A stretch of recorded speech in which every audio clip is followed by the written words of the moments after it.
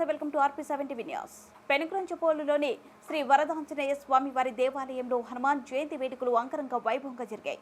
హనుమాన్ జయంతి సందర్భంగా స్వామివారికి ఎక్కువ జామున సుప్రభాత సేవ, పంచామృత అభిషేక కార్యక్రమాలు నిర్వహించారు. మహిళలు హనుమాన్ చాలీస పట్టించారు. అదేవిధంగా ఈ కార్యక్రమంలో పాల్గొన్న భక్తులందరికీ స్వామివారి అనుగ్రహం కలుగుతుందని, ఆయుర ఆరోగ్యాలు, అష్టైశ్వర్యాలు సిద్ధిస్తాయని తెలిపారు. అనంతరం ఆలయ ప్రాంగణంలో అన్నప్రసాద వితరణ నిర్వహించారు.